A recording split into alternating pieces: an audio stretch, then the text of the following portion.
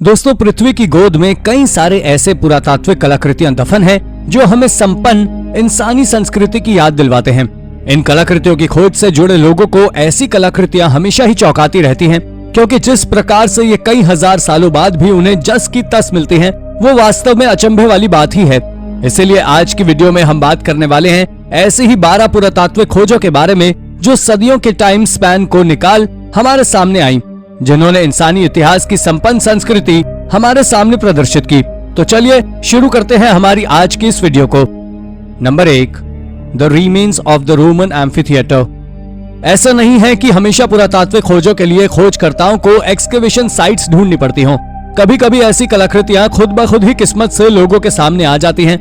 ऐसी ही एक पुरातात्विक कलाकृति सामने आई अभी हाल ही में यूरोपीय देश स्विट्जरलैंड में, जब वहां का रोइंग क्लब, जिसका नाम बेसल रोइंग क्लब था, वो क्लब के लिए एक नए बोट हाउस बनाने की खुदाई कर रहा था।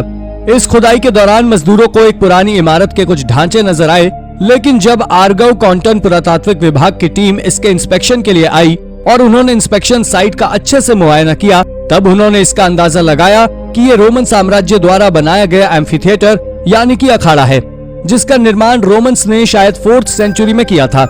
यह अखाड़ा वर्तमान में काइसर ऑगस्ट नाम के टाउन में मिला था, जिसे कि पुराने जमाने में ऑगस्टा रॉरिका कहा जाता था, जो कि रोमन्स के लिए व्यापारिक दृष्टि से काफी बड़ा शहर माना जाता था। पुरातात्विक विभाग वालों की माने तो शायद यह अखाड़ा रोमन्स द्वारा बनाया गया आखिरी अखाड़ा था। इतने सालों बाद भी इस अखाड़े का मिलना उस समय के लोगों की संपन्नता और दूरदर्शिता को दर्शाता है। Number 2, ancient temple having carvings of animals found in Iraq. दोस्तों, कहते हैं कि पृथ्वी पर हजारों साल पहले डायनासोर रहते थे जो काफी बड़े बड़े हुआ करते थे। अब इनकी पुष्टि करने वाला तो कोई रहा नहीं, लेकिन इनके होने का अंदेशा आर्कियोलॉजिस्ट ने जमीन में दफन मिले कंकालों से लगाया। लेकिन जब हम मिडिल एज की बात करते हैं तो उस जमाने में लोग पहचान को बताने या याद करने के लिए चित्रों को पत्थर पर उकेरने का काम करते थे, जिससे उनकी पहचान महफूज रहे। ऐसी ही एक कलाकृति मिली जनवरी 2022 में इराक में एक पुराने मंदिर की खुदाई के दौरान। इस कलाकृति में एक अजीब प्रकार का ऊंट पत्थरों पर उकेरा गया है, जिसके 2 हम्प यानी कि कुबड़ दिखाई दे रहे हैं। 2 कुबड़ों वाला ऊंट का होना अपने आप में ही चौंकाने वाली बात है। लेकिन अगर एक्सपर्ट्स की माने तो ये ऊंट वहां के नेटिव ड्रोमेडरी ब्रीड के ऊंट और बैक्ट्रियन ब्रीड, जो कि सेंट्रल एशिया में पाए जाते हैं, उनका क्रॉस ब्रीड है। उस जमाने में क्रॉस ब्रीड का सक्सेसफुल उदाहरण देखकर हर कोई चौंक गया। यह मंदिर प्री इस्लामिक एरा की प्रमुख देवी अल्लात को समर्पित था, जिसे कई हजार सालों पहले दाइश ने तोड़ डाला था। यह एक्सकेवेशन साइट साल 1985 से यूनेस्को की हेरिटेज साइट में भी शामिल है। Number 3, Necropolis of Pantalica. दोस्तों, हम सबने कब्रिस्तान तो कई देखे होंगे जो आज के दौर में जमीन के समतल बनाए जाते हैं, लेकिन इटली के सिसिली शहर में मिले एक कब्रिस्तान ने एक अलग ही तस्वीर पेश की है। यह कब्रिस्तान एक पहाड़ी के ऊपर बना हुआ था।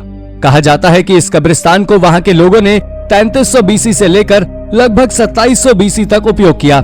यह कब्रिस्तान अपने आप में एक अद्भुत कलाकृति का उदाहरण है, जो साल 2005 से यूनेस्को की हेरिटेज साइट में शुमार है। कहा जाता है कि यह कब्रिस्तान सिजल्स लोगों ने बनवाया था, जो कि ओल्ड एज में इस आइलैंड पर रहने के लिए आए थे। कहा जाता है कि पहले के जमाने में इस कब्रिस्तान की हर कब्र पत्थर या किसी चट्टान से ढकी हुई थी, लेकिन किसी अननोन कारण के कारण ये चट्टानें वहां से हट गईं और ये कब्रें दुनिया के सामने आ गईं। कई एक्सपर्ट्स ये मानते हैं कि इस कब्रिस्तान की पहाड़ी पर माइसीनियन पैलेस भी था, जिसके लिए इन कब्रों को काटा गया था, लेकिन कई एक्सपर्ट्स इस थ्योरी को नकारते भी हैं। Number 4, another necropolis of Italy. दोस्तों, प्राचीन और अद्भुत कब्रगाहों के लिए इटली काफी प्रसिद्ध देश माना जाता है, जहां पर पुराने समय की कई सारी अनोखी अनोखी कब्रें और कब्रगाह मिली हैं। ऐसी ही एक कब्रगाह मिली साल 1889 में साउथ इटली में, जिसे हाइपोगियम ऑफ क्रिस्टालिनी स्ट्रीट कहा जाता है। इस कब्रगाह की बात करें तो एक्सपर्ट्स के हिसाब से इसकी उम्र लगभग 2300 साल पुरानी है। यहाँ की कब्रों की बात करें तो इस जगह की कब्रें काफी बड़ी बड़ी कमरे नुमा बनी हुई हैं। हेलेनिस्टिक स्टाइल में बनी इन कब्रों पर ग्रीक आर्ट भी देखने को मिलती है, जो कि प्राचीन कला का बेहतरीन उदाहरण है। वोल्केनिक चट्टानों से बनी इस कब्रगाहों की बनावट ही इसे दूसरी कब्रगाहों से काफी अलग बनाता है। हर कब्रगाह में 2-2 कब्रों को बनाया गया है, जहां तक पहुंचने के लिए सीढ़ियां उपयोग में लाई गई हैं। ये कब्रें एक दूसरे से सेपरेट और काफी ज्यादा यूनिक है। कहा जाता है कि ये कब्रगाह ग्रीको रोमन एलीट क्लास के लोगों के लिए बनाई गई थी। ये कब्रगाह माउंट वेसुवियस नाम के वोल्केनो के फूटने के बाद उसकी राख में दब गई थी, जिसे बाद में डिस्कवर किया गया। साल 2022 की गर्मियों में इसे लोगों के लिए खोल दिया जाएगा। Number 5, ancient Greek carving having laptop. दोस्तों, आज के आधुनिक जमाने में लैपटॉप बड़ी ही कॉमन चीज है जिसे हम आज हर किसी के पास आसानी से देख सकते हैं। लेकिन अगर कोई आपसे कहे कि आज से लगभग 2600 साल पहले भी लोगों के पास लैपटॉप हुआ करता था, तो शायद आप उस पर हंसेंगे। लेकिन एक ग्रीक एक्सकेवेशन साइट पर मिली एक ग्रीक एरा की फ्यूनररी कार्विंग को देखकर हर कोई चौंक गया, क्योंकि इस पेंटिंग में एक बच्चा एक औरत को एक लैपटॉप नुमा कोई चीज दिखा रहा है। लोगों का कहना है कि ये चीज कोई लैपटॉप जैसी चीज ही रही होगी, क्योंकि इसमें USB पोर्ट जैसे 2 छेद दिखाई दे रहे हैं। लेकिन अगर एक्सपर्ट्स की माने तो ये चीज कोई आईना या फिर कोई ज्वेलरी बॉक्स रहा होगा जिसे वो बच्चा अपनी माँ को दिखा रहा है। तो वहीं वो छेद बॉक्स के सिरों को आपस में जोड़ने के लिए बनाए गए होंगे। ऐसी कई कब्रें बाद में डिस्कवर हुई जिसमें अलग अलग प्रकार की कार्विंग कब्रों के ऊपर उकेरी गई थी, जो लगभग 2600 साल से लेकर 500 साल पहले तक उपयोग में लाया गया।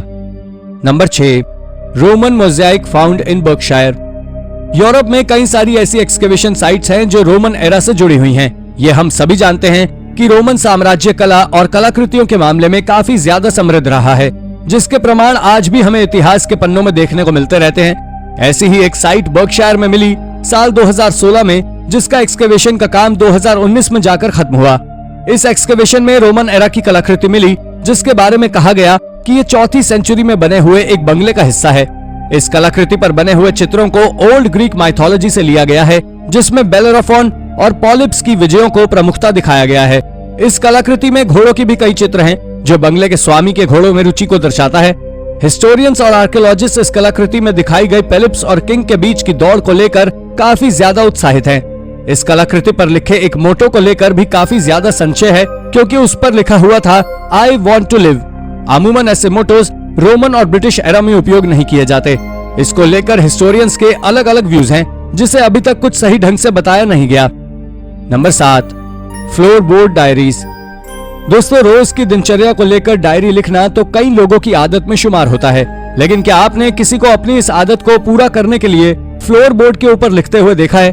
नहीं देखा तो चलिए 19वीं सेंचुरी के इस फ्रेंच एल्पाइन शैटेओ को देखिए। 1880 के इस शैटेओ में लगे फ्लोरबोर्ड्स पर वॉशिंग मार्टिन नाम के कारपेंटर ने गांव वालों की दिनचर्या अपनी डायरी में शामिल करने के लिए उन्हीं पर लिख डाला। इन फ्लोरबोर्ड्स पर लिखने के बाद मार्टिन इन्हें फ्लोर पर लगाता था। इस बात का पता लोगों को तब चला जब 2018 में इस शैटेओ को रेनोवेट किया गया। मार्टिन की इस डायरी का सबसे चौंकाने वाला हिस्सा ये है कि उसमें लिखा हुआ था कि बेंजामिन नाम के एक व्यक्ति ने 4 छोटे छोटे बच्चों की हत्या कर दी है, जो कि उसकी मालकिन से अफेयर के चलते हुआ था। लेकिन वो इस बात को पुलिस से नहीं बता पाया, क्योंकि बेंजामिन की मां मार्टिन के पिता की मालकिन थी। इसके अलावा गांव के चर्च के प्रीस्ट को लेकर भी काफी ज्यादा शॉकिंग कन्फेशन था कि वो प्रीस्ट अपनी सेक्सुअल डिजायर पूरा करने के लिए कन्फेशन रूम को गलत तरीके से यूज करता था। ऐसी कई सारी एंटिटीज मार्टिन की डायरी यमन मिली। Number 8, Cerveteri Banditaccia Necropolis. अब हम आपको इटली के एक ऐसे कब्रिस्तान के बारे में बताने जा रहे हैं जो न केवल इटली में बल्कि पूरे मेडिटेरेनियन में सबसे बड़ा कब्रिस्तान है, जो देखने में कब्रिस्तान नहीं बल्कि सिटी ऑफ डेड के जैसा लगता है, जो वाकई एक अमेजिंग डिस्कवरी है। वैसे आपको जानकर हैरानी होगी कि ये सेवेटरी का सबसे प्रसिद्ध आकर्षण नेक्रोपोली डेला बैंडिटाशिया है, जिसे यूनेस्को द्वारा तार्क्वेनिया में कब्रिस्तान के साथ विश्व धरोहर स्थल के रूप में घोषित किया गया है। नेक्रोपोलिस एंशिएंट एट्रूशियन सिटी की एक साइट है जो आज के शहर की तुलना में 15 गुना अधिक क्षेत्र के साथ सबसे इम्पोर्टेंट एट्रूशियन सिटी में से एक है, और लगभग 600 ईसा पूर्व इसकी आबादी शायद 25,000 से 40,000 थी। वैसे दोस्तों, ये कब्रिस्तान लगभग 3000 साल पहले लगातार 600 वर्षों तक इस्तेमाल किया गया था, जिसमें कुल 1000 कब्रें शामिल हैं, जिन्हें एक स्पेशल टूम्ब में रखा जाता है। और सबसे पुराने मकबरे एक गड्ढे के आकार में हैं, जिसमें मृतकों की राख को रखा गया था। Number 9, frog temple, Uttar Pradesh, India. दोस्तों, ये तो हम सभी जानते हैं कि भारत एक ऐसा देश है जहां टेम्पल्स की कोई कमी नहीं है। यहाँ आपको हर थोड़ी दूर पर मंदिर और भगवान के दर्शन हो जाते हैं, और आपको पूरे इंडिया में हजारों खूबसूरत और हिस्टोरिकल टेम्पल्स देखने को मिलेंगे। लेकिन क्या आपने उत्तर प्रदेश के लखीमपुर में स्थित फ्रॉग टेम्पल के बारे में सुना है? वैसे अब आप सोच रहे होंगे कि क्या मेंढक का भी मंदिर होता है, तो हम आपका डाउट क्लियर कर देते हैं। दरअसल इस मंदिर का नाम फ्रॉग टेम्पल इसके बाहर बनी एक बड़ी फ्रॉग स्टैचू के कारण है, जो मंदिर की मुख्य द्वार के पास बनी हुई है। वैसे इस मेंढक की पीठ पर यंत्र नामक एक रहस्यमय रेखा चित्र बना है, जो आमतौर पर तांत्रिक साधनाओं से जुड़ा हुआ है, और लोकल लोगों का मानना है इसकी पीठ को छूने से आपको तरक्की और सौभाग्य की प्राप्ति होती है। वैसे दोस्तों एक्सपर्ट्स का मानना है कि ये फ्रॉग टेम्पल लगभग 200 साल पुराना है और मंदिर के कुछ हिस्से ऐसे भी हैं जो 200 साल से भी ज्यादा पुराने प्रतीत होते हैं। और इस मंदिर की सबसे खास बात यह है कि इसके अंदर आपको एक खड़ी नंदी बैल की मूर्ति मिलेगी जो पूरे भारत देश में अपनी तरह का एकमात्र उदाहरण है। Number 10, pre age archaeological ruins in Italy. दोस्तों आपको जानकर हैरानी होगी कि इटली में एक ऐसा प्री हिस्टोरिक खंडर है जिसके बारे में आर्कियोलॉजिस्ट पता नहीं लगा पाए कि आखिर यह कितना पुराना है और इसे किस लिए बनाया गया था। वैसे ये खंडर स्टोन्स के टावरों का एक परिसर है और कुछ एक्सपर्ट्स का मानना है कि ये टावर और यहाँ की अन्य संरचना लगभग 3700 साल पहले ब्रॉन्ज एज के टाइम की है, जो इन्हें बहुत ही खास बना देती है। और इस साइट का सबसे पुराना हिस्सा केंद्रीय टावर है जिसमें 3 कक्ष हैं जो एक के ऊपर एक खड़े हुए हैं। और इसके निर्माण की शैली से पता चलता है कि ये एक फोर्ट होगा, लेकिन कुछ अन्य ऐसे प्रमाण मिले हैं जिससे जानकारी मिलती है कि शायद इस किले को किसी रिलीजियस पर्पस के लिए इस्तेमाल किया जाता था। वेल दोस्तों ये साइट आर्कियोलॉजिस्ट के लिए अभी तक एक मिस्ट्री ही बनी हुई है। तो दोस्तों ये थी हमारी एक और इंटरेस्टिंग वीडियो। अगर आपको ये वीडियो पसंद आई हो तो इसे लाइक करें और हाँ जाते जाते चैनल को सब्सक्राइब भी जरूर कर दीजिएगा। धन्यवाद।